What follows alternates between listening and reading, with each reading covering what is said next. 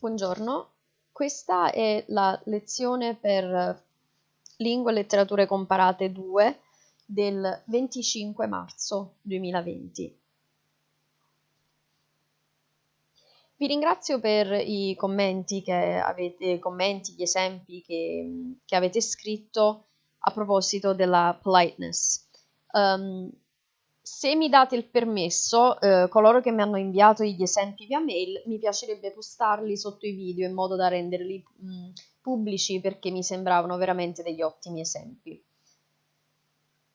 Sicuramente molto più vicini alla vostra realtà. Io vi ho dato degli esempi da trentenne e voi avete utilizzato qualcosa di più vicino a voi. Comunque, let's start with a review, what we were doing on Monday.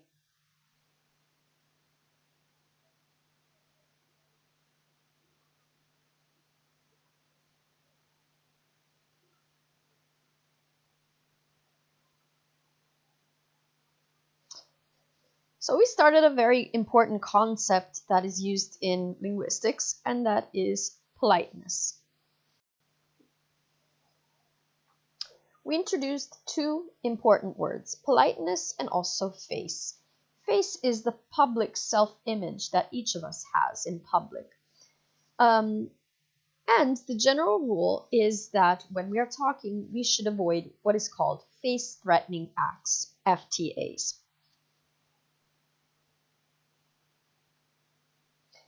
However, in some cases, FTAs are unavoidable. Okay? You have to deal with something that could not destroy, but that can embarrass the other person's public self-image. So if you want to do that, you can address their negative or positive face. What does this mean? Negative face, you address the other person's need to be independent, the need not to be imposed things by other people. Or positive face, you address the person's need to be accepted and liked.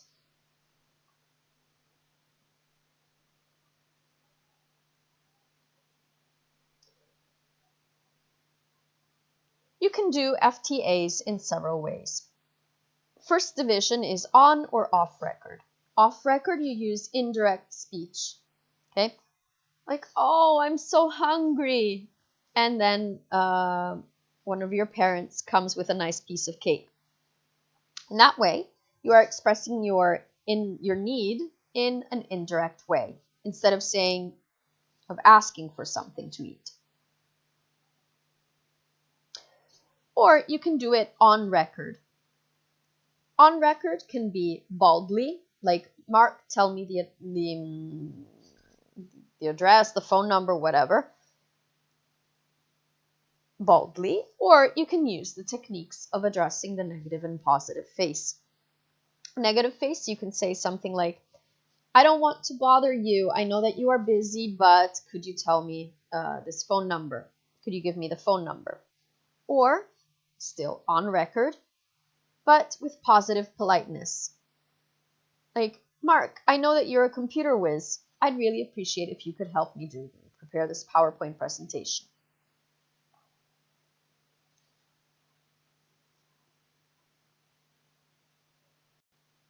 Okay, so I gave you this scheme that is on the book, but really I'm not interested in the book. If you have it, perfect, great. If you don't worry, just follow the slides. But I gave you this extra slide that gives you a clear idea of what is going on in this part of the course. So you need to do an FTA. You can do it on record or off record. You can do it baldly, straight to the point, or using the techniques of positive and negative face. Positive face, compliment the person.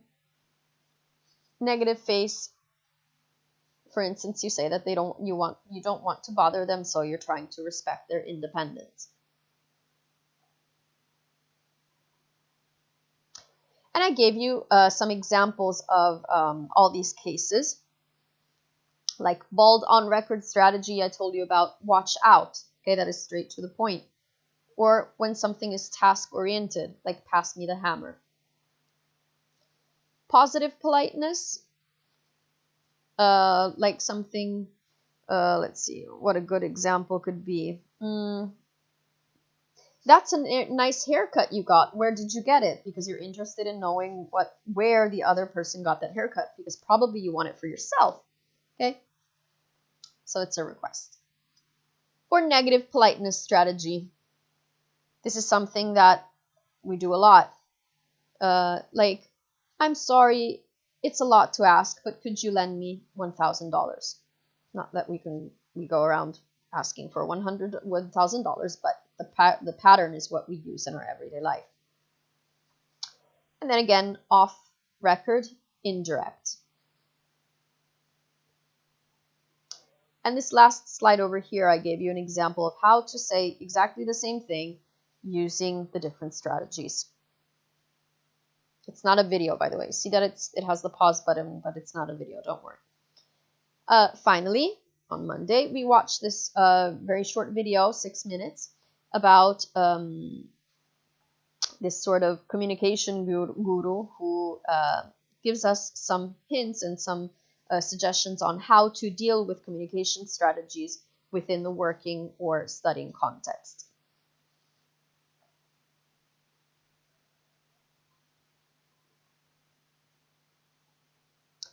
Now, up to today's class. Again, this book has loads and loads of notions. Please try to keep it concrete. Whatever you do, see if you can figure out an example that can help you memorize it, that can help you learn it. Okay?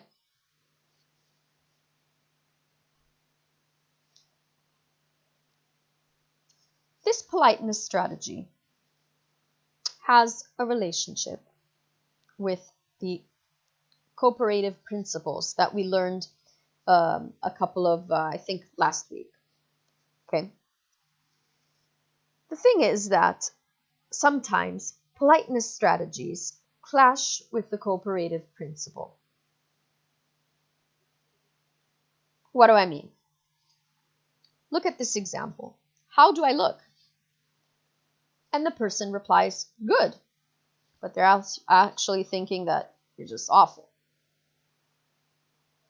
In this case, I am not respecting the maxim that tells us to always tell the truth, right?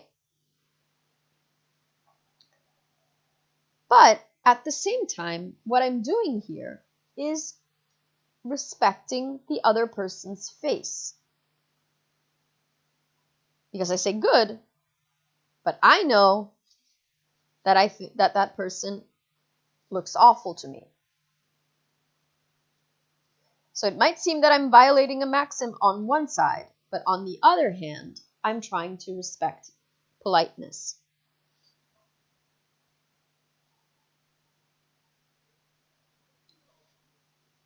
So how did some scholars get out of this problem? There was this scholar, Leach, that in 1983 said that, well, actually, there are some extra politeness principles.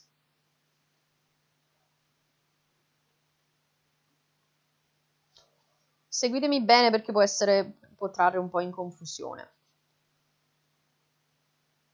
According to Leach, there are these principles. The principle of tact and generosity. This is the first couple. According to these maxims, you have to minimize cost to others and maximize benefit for the other person. Or you can say it the opposite way with generosity, but it actually means the same thing, saying minimize benefit to self and maximize cost to the self. What does this mean, basically? Instead of trying to memorize the words, when you're talking to somebody, you always have to make them feel as if you have the main load of work. You have to support the main cost, and they are going to get the benefit.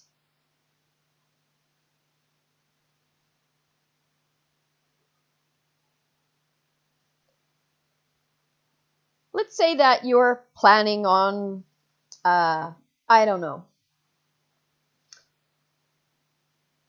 asking your partner, asking your friend to do something for you, and you're preparing the ground for that. Probably they could say something like, "You relax and let me do the dishes." In this case, "you relax," I am maximizing the benefit of the other person. And "let me do the dishes" means that I am maximizing cost for myself. Now, let alone that probably later on I'm going to ask him to mop the floors again. But in this case, I am trying to respect the principles, the maxims of tact and generosity in what I'm saying.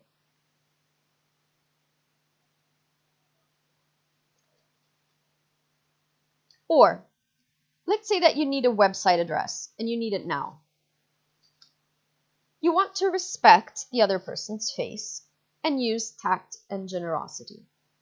You can say something like, "Could I copy down the website address?"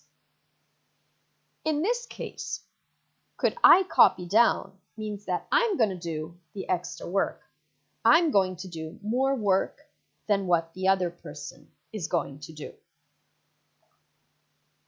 But at the same time, I'm doing it with a purpose because I want the website address, and probably that person is going to take forever to give it to me. So I'll just, copy it down on myself. I'll tell the other person that I'm going to do the part, that I'm going to do part of the work. So I'm going to copy it down and I'll get what I want.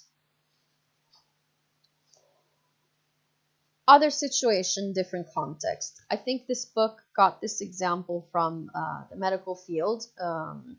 And it says, "I'm sorry, but I'll just have to lift you in, then 1, 2, 3, up he goes." Oh, imagine that this example refers to somebody who cannot get up from the bed. And so probably the nurse or the doctor is trying to hedge the cost that the other person has by saying, "I'm sorry, but I'll just have to lift you." Okay? So tact and generosity. Don't waste your time trying to memorize this thing, because I wouldn't remember it probably if you don't really get what it means. But just say that tact and generosity, try to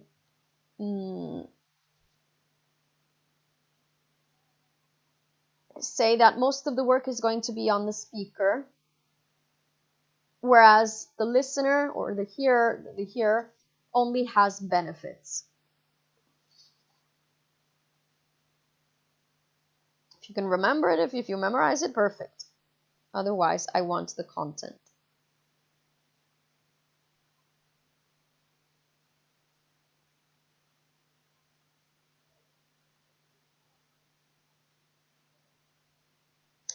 Second couple of Leach's maxims: approbation and modesty. According to this maxim, approbation is minimize dispraise of others, maximize praise of others. The opposite with modesty: minimize praise of self, maximize dispraise of self. What does this mean?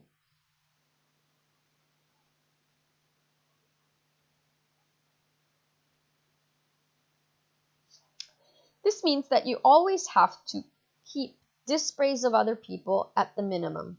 Always try to compliment them, to give them compliments, to congratulate them.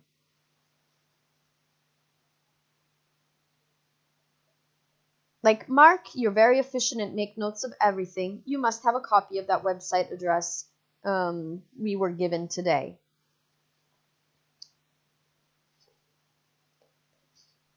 In this case, you are just saying wonderful things about this person because you have a second aim. You want the copy of the website.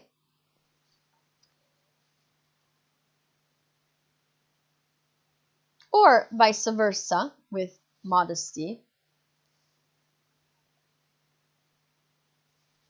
You can say something like, I don't dislike going to the dentist, but I'm terrible with dentists, hairdressers, and all these things. Though I work quite hard, I really never sort of want to go, for instance. So what's happening here? I'm not saying that dentists are awful, that it's just a pain in the neck. I am saying that I am minimizing my praise. I'm being modest. Okay, I'm maximizing the dispraise of myself. I'm not saying anything bad against dentists. I'm saying that it's just that I just can't handle going to the dentist.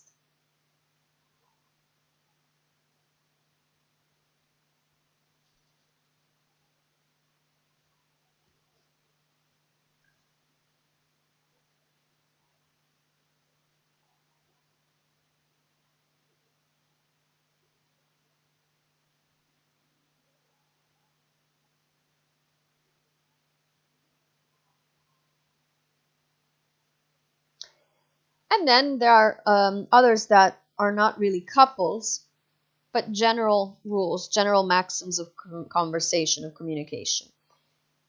First one is agreement, where you tend to minimize disagreement between self and the other.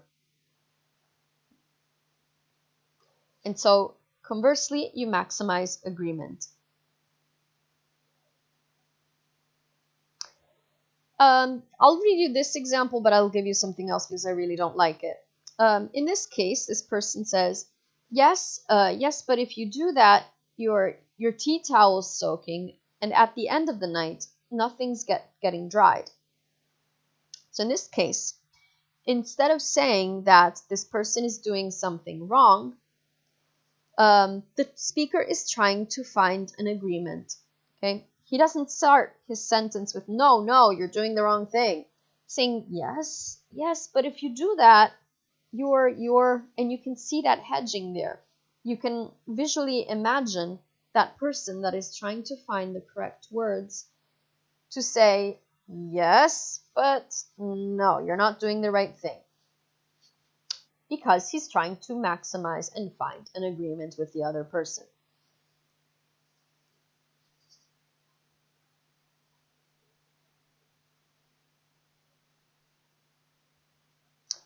I'll skip sympathy for a second and go down to the general rule of maximum consideration. This, let's say, is what I would consider the general rule for Leach, because according to this one, you have to minimize discomfort of other people and maximize comfort.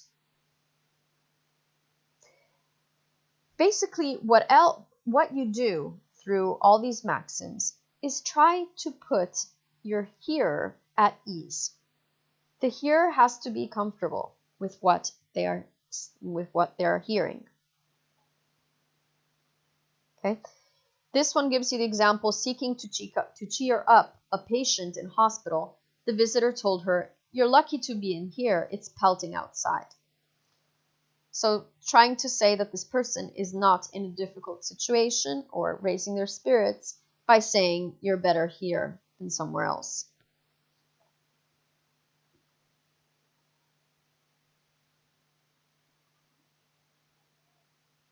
Okay?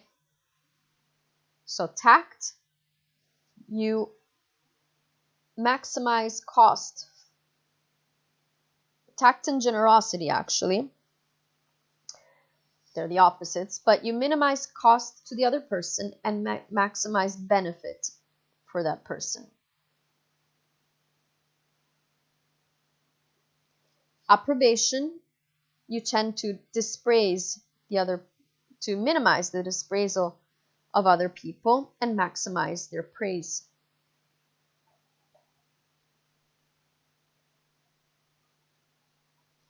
Modesty, you minimize praise of the self and maximize dispraise of the self. Agreement, so you try to reduce disagreement between yourself and the other person. And consideration, you try to put the other person at ease. Again, try to find some examples, some situations that you use in your everyday life where you try to respect these maxims. Or situations where probably other people have not respected these maxims with you. And look, if you think about it, it happens all the time. Again, sometimes we don't even realize what is going on around us.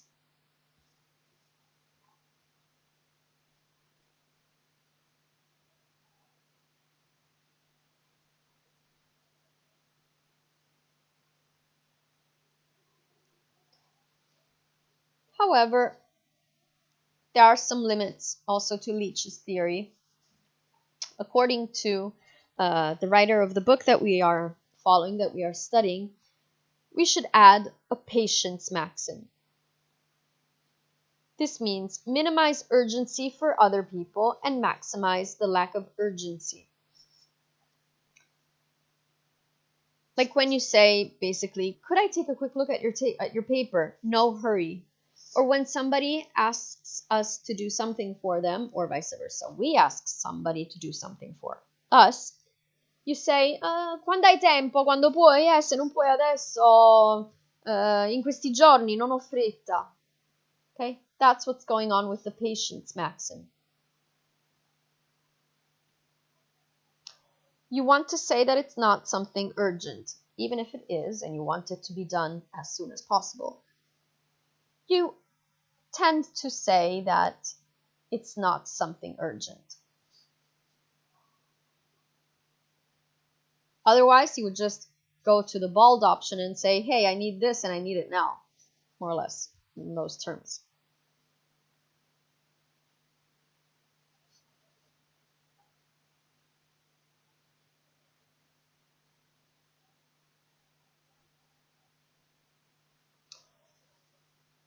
Now, about the relationship between politeness and context. You always have to remember that politeness goes beyond words.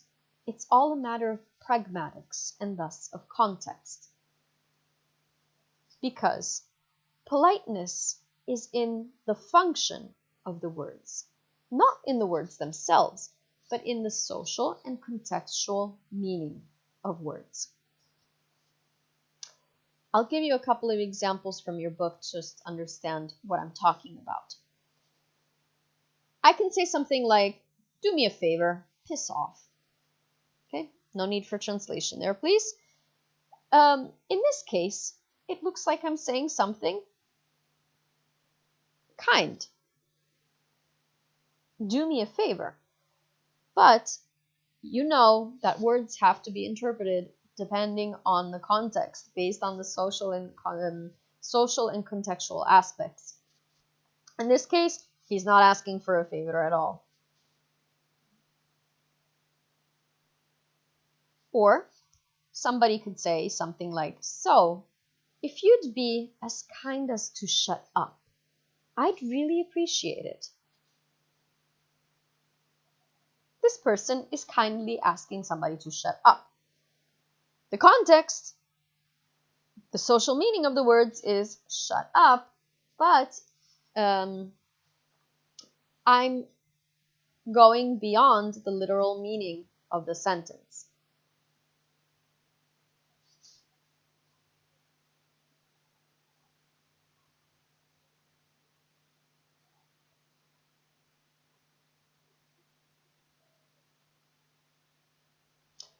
I'll skip this video a second and we'll discuss it afterwards.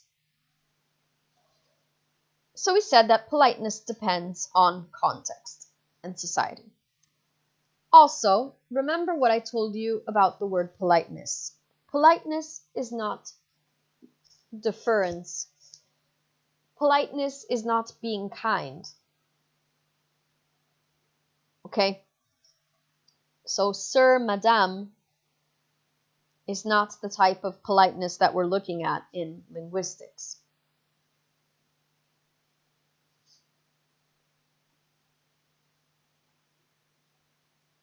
Then I repeated myself there with the situational context. I already said this. But you know what? No, actually, about situational context. Politeness is influenced by context. Context, yes. But there are some further rules to that.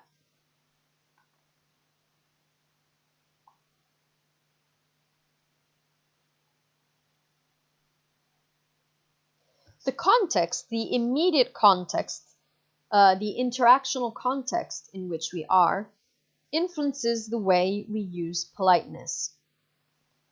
For instance, the bigger the imposition, so the bigger the request we have, the more we tend to use indirect language. Look at this case. Let's say that you're asking a friend to lend you 30 pounds, 30 euros. You would say something along the line, I couldn't borrow 30 pounds, could I? Or something closer to Italian. Would you mind lending me? Is it a problem for you to lend me 30 euros? Okay, I'm sorry to bother you. And all these different positive and negative face techniques that we use. Because we're talking about 30 euros, and 30 euros are still 30 euros. But, same situation. We have to get into the elevator, the lift, and we need 5 cents. If you're with a friend, if you're going up with a friend, you could say, give me 5 cents. Okay, not everybody talks this way, but okay, let's say that it's just for sake of the comparison. You would use something more bold, like give me 5 cents, instead of doing all the positive and negative face thing that we've been talking about.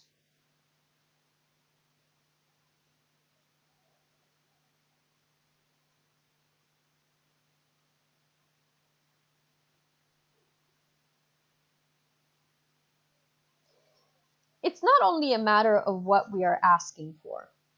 It's also a matter of the social context, the social relationships that occur between the two people. It is the case of formality. The more we are living, the more we are involved in a formal situation, the more indirect language we use.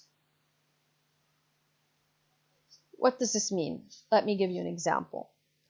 Let's say that you're having a conversation with your friend, you're at the bar, and your hearer wants to intervene, but you want to stop them. So you say something like, hang on, I haven't finished yet. Stop, wait, let me finish. Other situation. You're at a meeting with your coworkers or with your teachers, whatever, formal situation, and you're talking. Somebody's trying to interrupt you. You wouldn't say, hang on, I haven't finished yet. Wait for your turn. You would probably say something along the line of, I wonder if I might just finish what I'm trying to say. Okay? Indirect language to say, shut up, it's not your turn yet.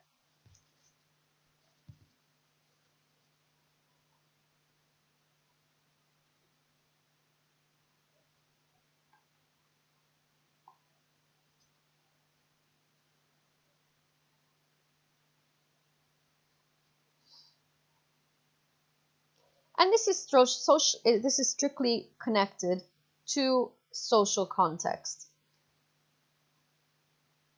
The use of politeness strategies depends on the power relation between speakers. This goes without saying. It's similar to the formal-informal context. The way we use politeness strategies depends on the gender. Okay, that is different from sex,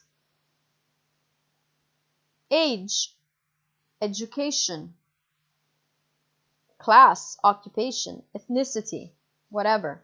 All these situations have an influence in how we use politeness strategies.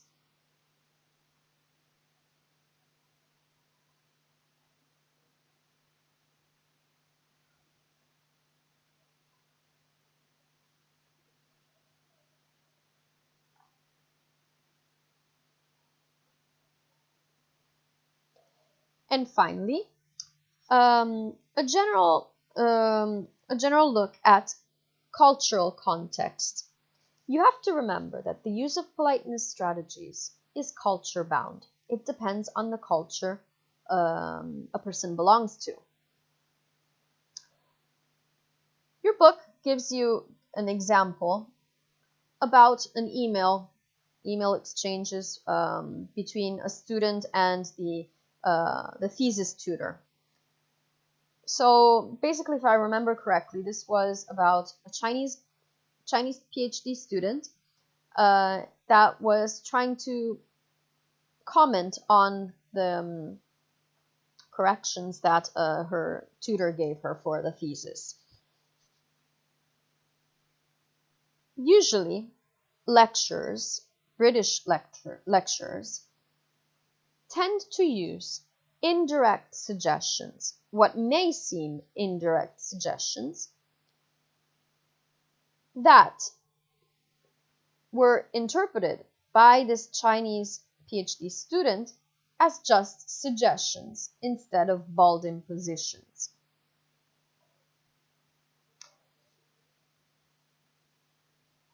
Simple example, okay? I'm correcting one of your theses, and let's see.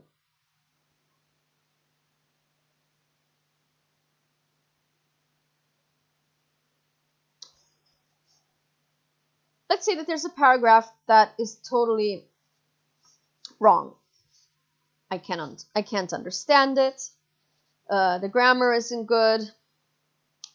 I just don't like that paragraph and I want the student to change it. Instead of saying something like,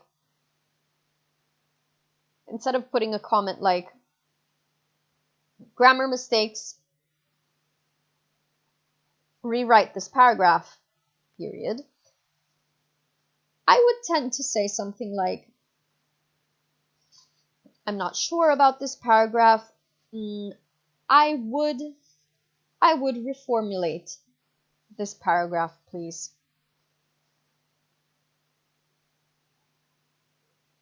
In this case, I would reformulate is not a suggestion. I want you to change it. It's a bald imposition. In practice. But the words that I'm using make it look like a suggestion.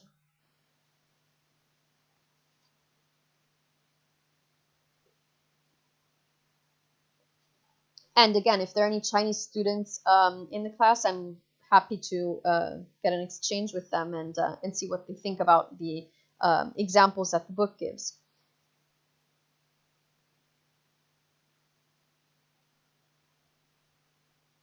Look at what happens in the opposite case. The Chinese PhD student got her feedback, or in this case, she's writing a draft of the chapter, and she writes her lecturer this message. This is a draft of chapter 5. Please read it and comment on it.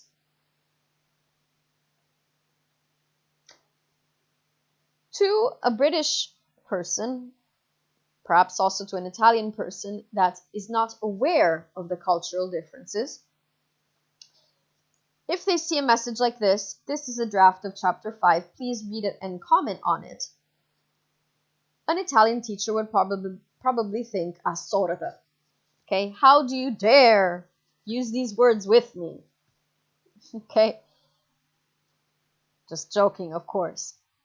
But what that teacher is missing is a cultural difference. Because what this PhD student, Chinese PhD student, really wanted is to show that they were really, really happy about having finished the chapter, and they were truly, deeply, profoundly interested in getting a comment from the lecturer. And there's nothing wrong if you look at the words that they used. Please read. Okay, they also added please. So what is going on there is a cultural clash between the student and the lecturer that don't belong to the same cultures. The teacher would interpret these words as over explicit, but what the Chinese student was doing is actually trying to create sympathy. He or she wanted to engage the lecturer in correcting this work. Okay?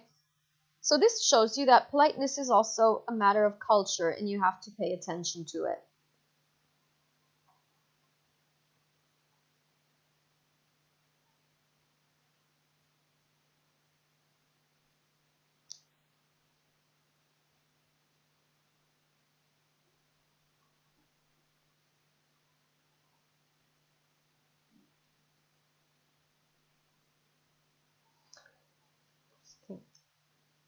The video that I want to propose for today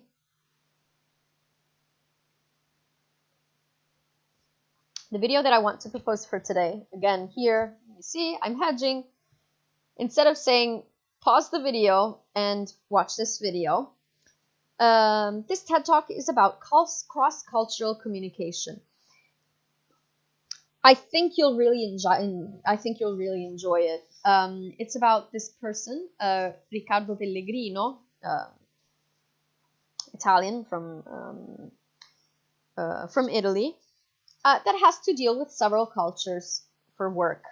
Okay, and he helps people communicate with people from other cultures. So I want you to now pause this video, go to this link that you'll find in the description box, and this video lasts 20 minutes. So take a break if you need to, and then watch this video, and we'll be back in 20 minutes.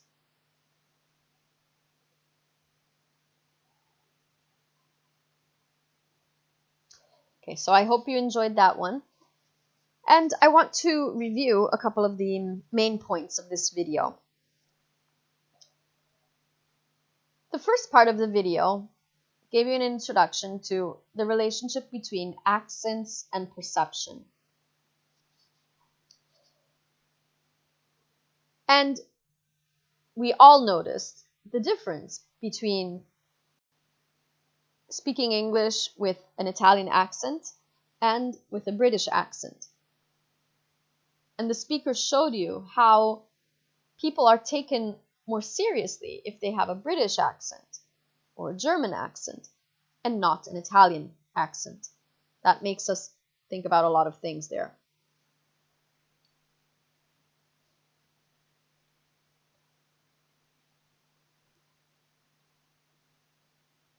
And then he discussed the fact that people are cozy, are comfortable with what is accepted and familiar. That's how all stereotypes work. Huh? He gave you the example of the description of what could apparently seem to be the description of a typical Norwegian person, and then it ended up being the description of Shrek. what does this mean? That people tend to use stereotypes with cultures, with languages, with populations, because it's the human mind that tends to want something that is accepted and familiar.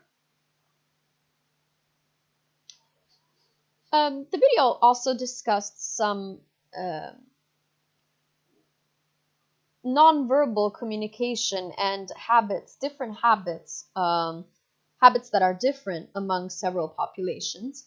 And I think that hit pretty close to home because of, for instance, the case of waiting in line. Not now, I hope, in this situation, but if we think about how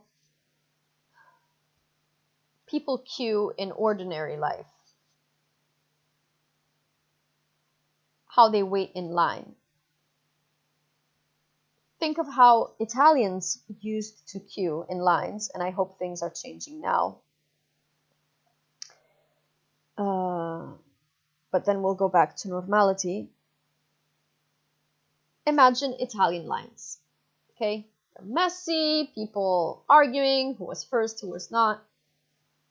And then that humongous difference between the Italian lines and I think it was Finnish lines in Finland or Norway, I don't remember. Even at the bus stop. So this means that several cultures have, of course, different ideas of social distance. There's a distance that you have to respect. Okay? Think about Neapolitans touching themselves and arguing with their hands and not respecting what would be a normal social distance for another culture. Okay. I remember this case of many years ago. A little off topic, but it gives you an idea of this. They called me for like preparing these 5 children. It was a family of 5. This American family that had moved to Italy, and one of the first things, even before language, that gave them difficulties was the fact that their teachers were hugging and kissing them. Okay? And this was accepted differently. There were 5 children, so each of them accepted or not accepted this idea in a different way. But generally speaking, these children were used to a different social distance. Our teachers are all hugging and kissing, especially at elementary school, whereas for the US, the social distance is different. It's not that they don't care of their children. It's not that they don't love their students.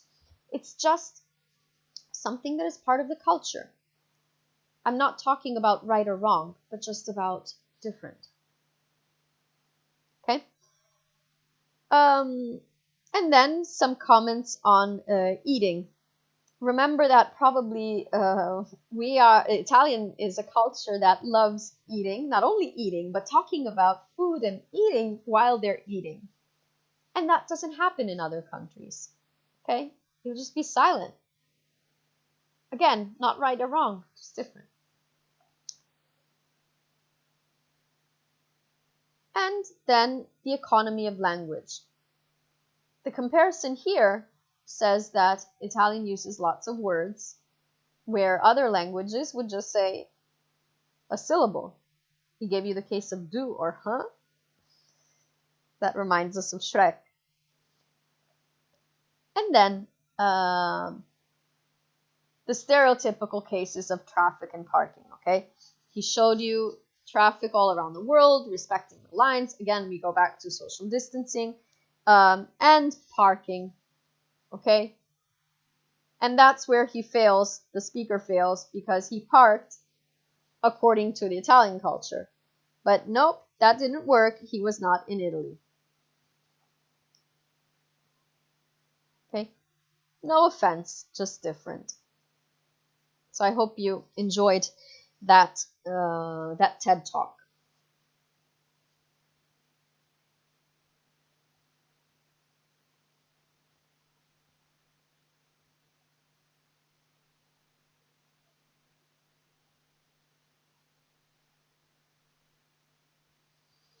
Okay, so what did we do today? We looked at the possible clash between the cooperative principle and politeness strategies. Okay, sometimes they don't get along well. So there was this scholar, Leach, that in 1983 proposed other maxims, okay, that have to be respected in communication. Tact and generosity, that basically mean that when we communicate, make it seem as if the maximum benefit is for the other person and we have all the cost on our shoulders.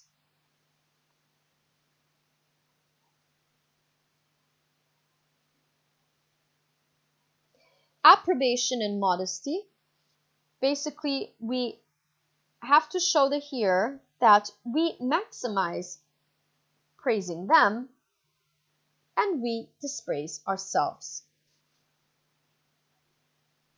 Agreement, we always tend to talk as if we agreed with the other person and then adding a but at the end of what we were saying.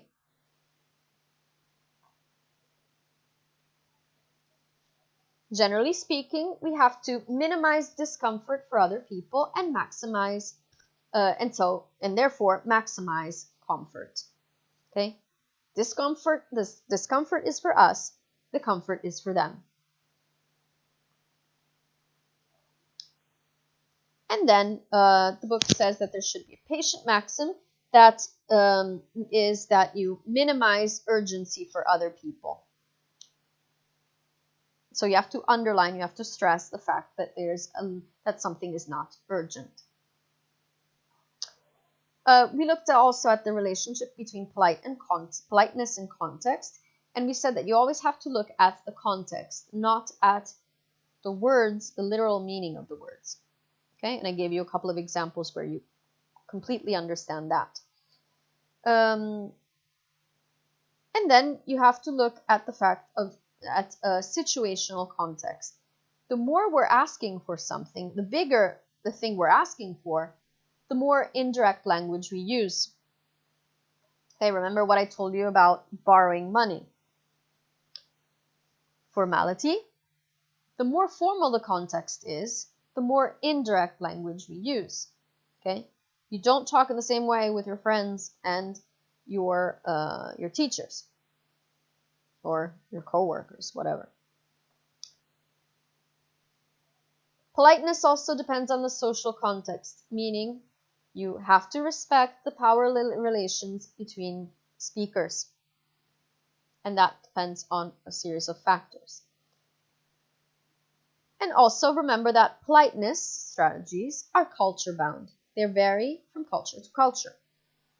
I gave you this example of the interaction between a Chinese PhD student and a British lecturer.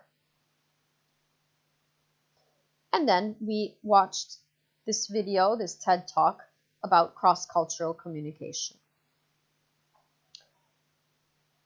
Last thing for today, and I'll put the links right here.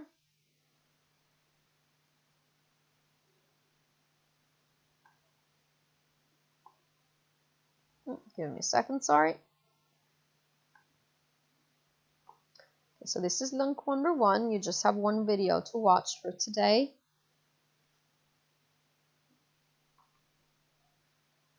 Okay. And then link number 2 is for your song. And so today we're going to listen to Chandelier. Make this a little bigger.